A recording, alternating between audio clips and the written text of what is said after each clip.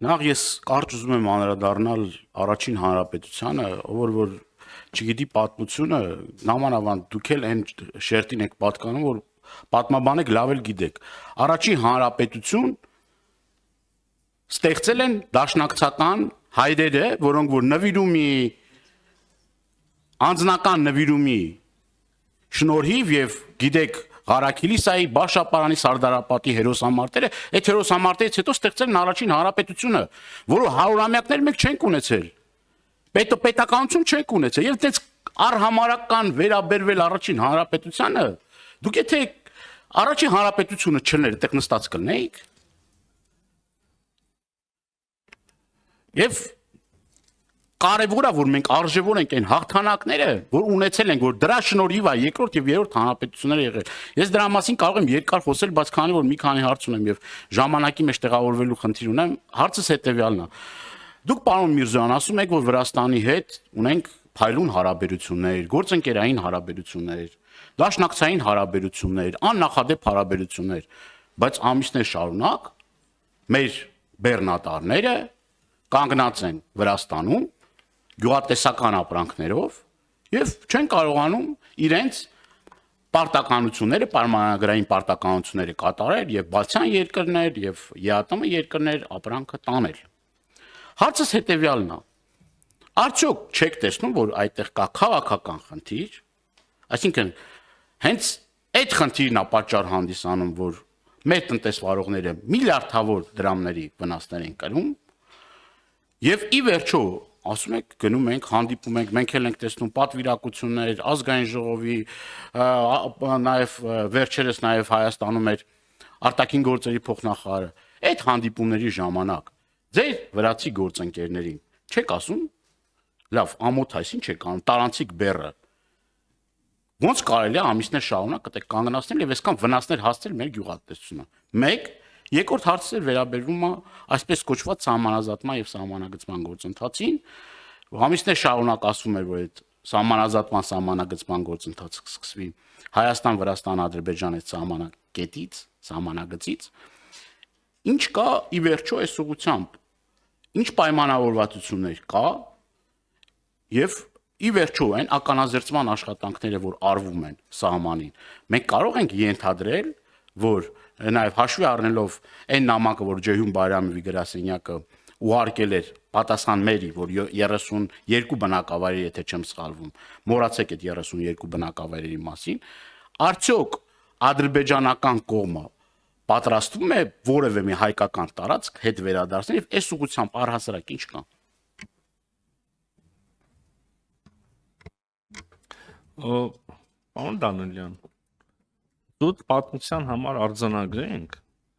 որ ես արհամարհական վերաբերմունք չունեմ առաջին հանրապետության նկատմամբ եւ իմ նախորդ խոսքերի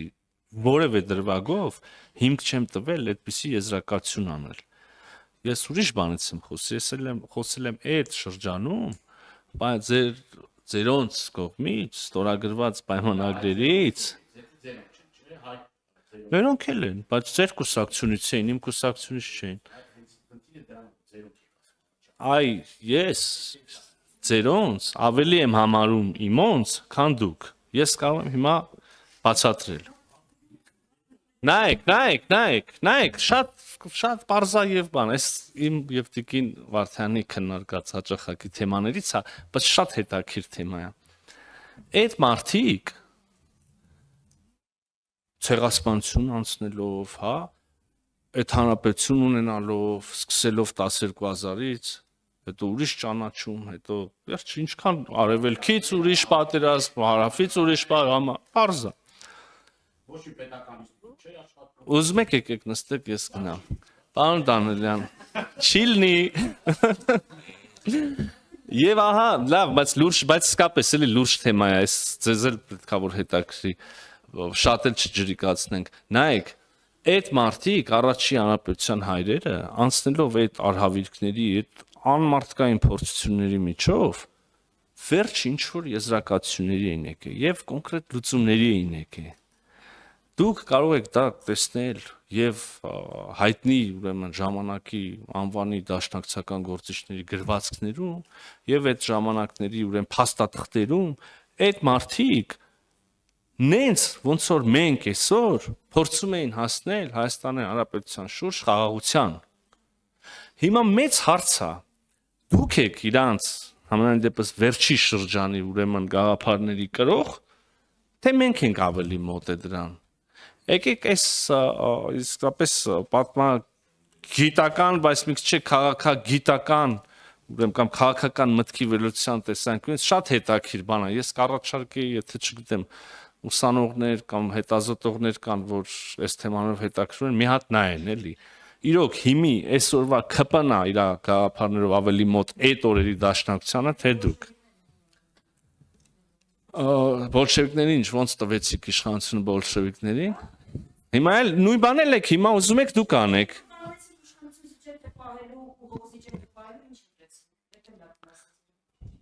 Իրոք ինչ ասում։ Վրաստան, դե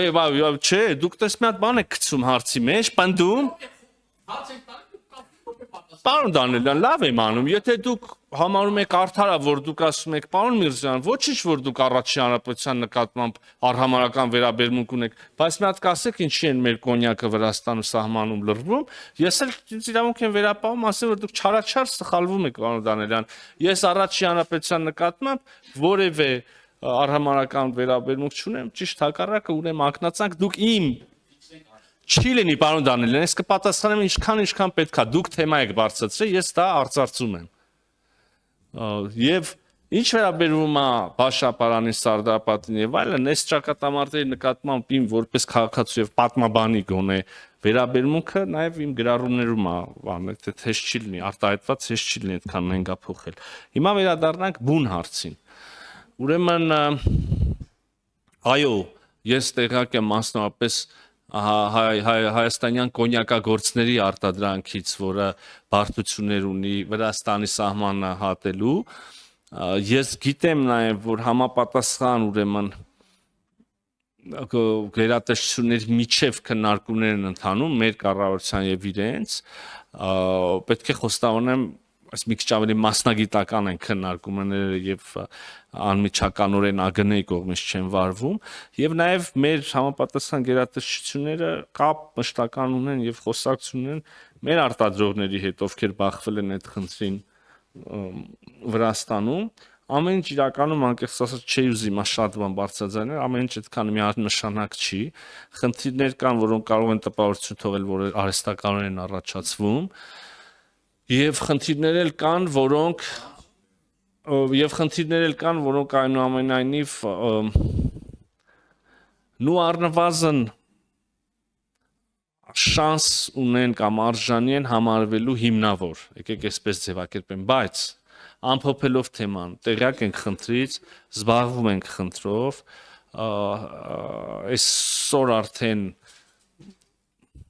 այսօր վաղը որոշակի շարժ կլինի, բայց ամբողջությամբ խնդիրը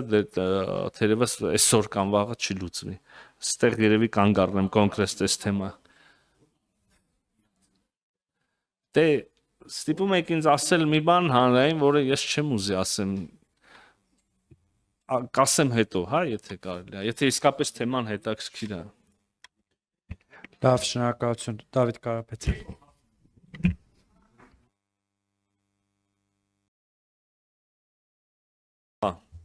Սահմանազատման եւ սահմանագծման ուրեմն հանձնաժողովների կողմից եւ մասնավորապես դրանց ղեկավարների միջև խոսակցությունը այսօր էլ շարունակվում է, պարոն Դանիելյան, խոսակցություն, այսինքն գործընթացը շարունակվում է, գործընթացը ընթացքի մեջ է, որոշ մեթոդական քննարկումներ են այս պահին արվում։ Դուք հարցնում եք երբեն մեր 240 կիլոմետրը կամ այս կամ այն կտորը վերադարձվելու կամ պատասխան տալու է, թե չի տալու։ Ես ուզում եմ ձեզ ասել, որ այն հիմքը, որ մենք վերցրել ենք Ալմաթայի հռչակագիրը եւ Խորհրդային Միության փլուզման պահին եղած սահմանները, այդ սկզբունքը բոլոր հարցերին պատասխանում է, ենթադրվում է, որ գծելով գնալու են մարդիկ ուրեմն Ալմաթայով ենթադրվող սահմաններով եւ այն կետը, որ կլինի ադրբեջանական, բայց կլինի մեր վերահսկողության ներքո ենթադրաբար պիտի վերադարձվի Ադրբեջանին, այն հատվածը, որը Հայաստանի սուվերեն տարածքա, բայց գտնվում է Ադրբեջանի վերահսկողության ներքո, այս պայծությամբ պիտի վերադարձվի Հայաստանին։ Սա է այդ հանձնաժողովների աշխատանքի իմաստը, թե այլ ինչ մոդիֆիկացիաներ կարող են լինել, այդ էլ չափ կա, որը, ասինքն, ես շատ տեսական եմ քննարկում հանրակրվեով որոշել եք, չորոշել եք, այդ արդեն հետո կերևա, բայց այս պահին ինչը որ պատկանել է Ադրբեջանին, պետքա վերադարձվի Ադրբեջանին, ինչը որ պատկանել է Հայաստանին, այսինքն իրավունքով, Հայաստանի սուվերեն տարածքա, պիտի վերադարձվի Հայաստանին։